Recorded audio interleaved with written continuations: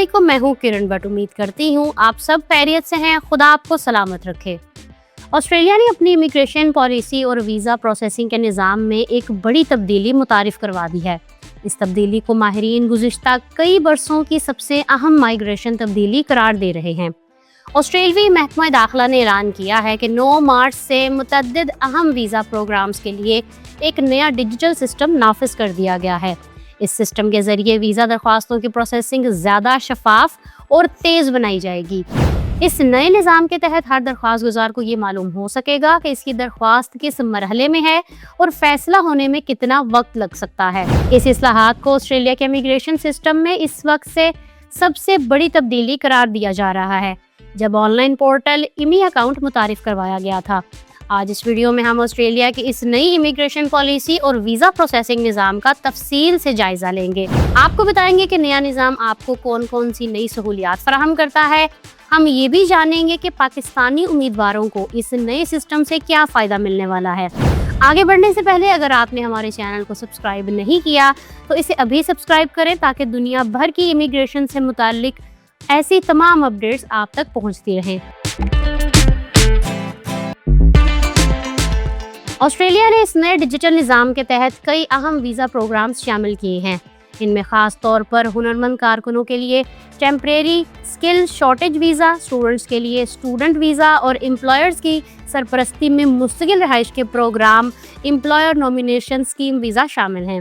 اس کے علاوہ کچھ چھوٹے امیگریشن پروگرامز کو بھی اس جدید ڈیجیٹل نظام کے تحت لایا گیا ہے۔ ان اصلاحات کا بنیادی مقصد ویزا درخواست گزاروں کو واضح معلومات فراہم کرنا ہے تاکہ وہ اپنی تعلیم، ملازمت یا کاروباری منصوبوں کی بہتر پلاننگ کر سکیں۔ نئے نظام کی سب سے بڑی خصوصیت یہ ہے کہ اب ہر درخواست پر فیصلے کا متوقع وقت بھی ظاہر کیا جائے گا۔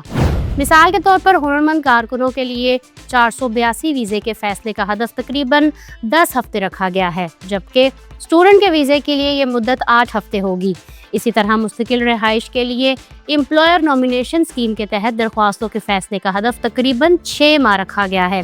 اس کے علاوہ ایک خصوصی پروگرام بھی متعارف کرایا گیا ہے جسے اسپیشلسٹ اسکل اسٹریم کہا جاتا ہے۔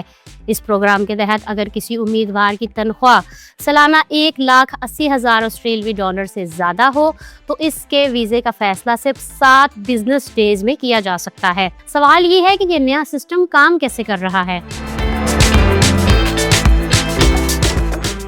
یہ نیا ڈیجیٹل نظام جدید کلاؤڈ ٹیکنالوجی پر مبنی ہے جسے آسٹریلیا کی سرکاری ادارے سروسز آسٹریلیا کے نام سے تیار کیا گیا ہے۔ اس میں مصنوعی ذہانت یا آرٹیفیشل انٹیلیجنس کا استعمال بھی شامل ہے جو درخواستوں کو خود کار طریقے سے جانچنے اور ترتیب دینے میں مدد دیتا ہے۔ اس نظام میں رولز انجن شامل ہے جو درخواست گزار کی طرف سے اپلوڈ کی گئی دستاویزات کو فوری طور پر چیک کرتا ہے۔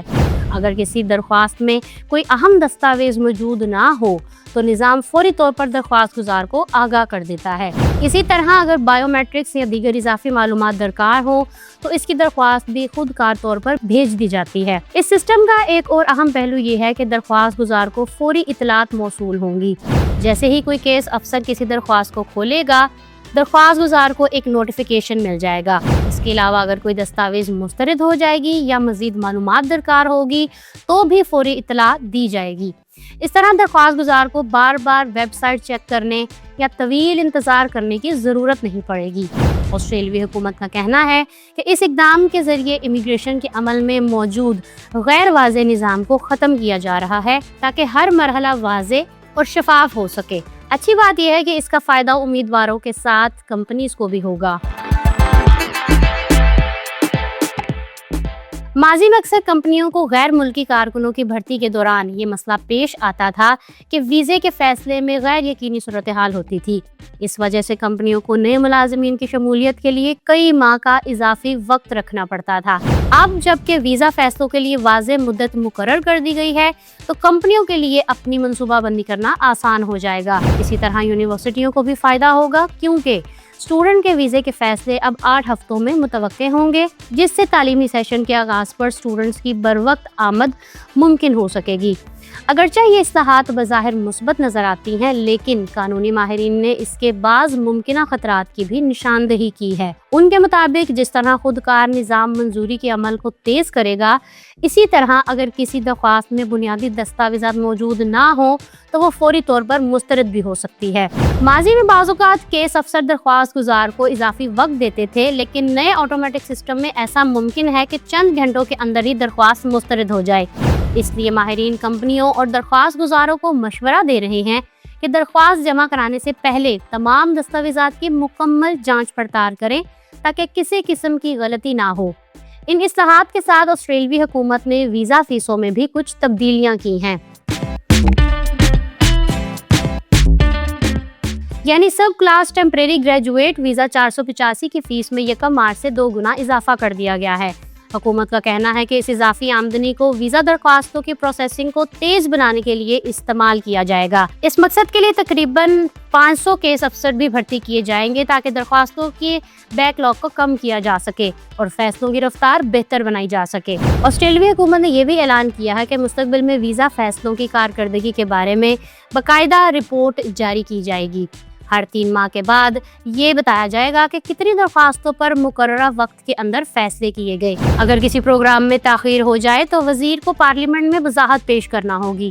ماہرین کے مطابق اس طرح کی شفافیت دنیا میں امیگریشن نظام کے لیے ایک نئی مثال بن سکتی ہے اور ممکن ہے کہ دیگر ممالک بھی اسی طرز کا نظام اپنائیں۔ اب اہم ترین سوال یہ ہے کہ پاکستانیوں کو اس نئے سسٹم سے کیا فرق پڑے گا۔ پاکستانی شہریوں کے لیے اس نئی پالیسی کے کئی مثبت اثرات ثابت ہو سکتے ہیں۔ پاکستان سے ہر سال بڑی تعداد میں اسٹوڈنٹس اور ہنرمند کارکن آسٹریلیا جاتے ہیں۔ بہت سے پاکستانی آئی ٹی، انجینئرنگ، صحت اور تعمیراتی شعبوں میں کام کرتے ہیں۔ ماضی میں آسٹریلیا کے ویزے کے فیصلوں میں طویل تاخیر ایک بڑا مسئلہ تھا، جس کی وجہ سے بہت سے امیدواروں کو اپنے منصوبوں میں تبدیلی کرنا پڑتی تھی۔ نئے نظام کے تحت جب ویزا فیصلوں کے لیے واضح مدت مقرر ہو جائے گی تو پاکستانی درخواست گزاروں کے لیے بھی پلاننگ کرنا آسان ہو جائے گا۔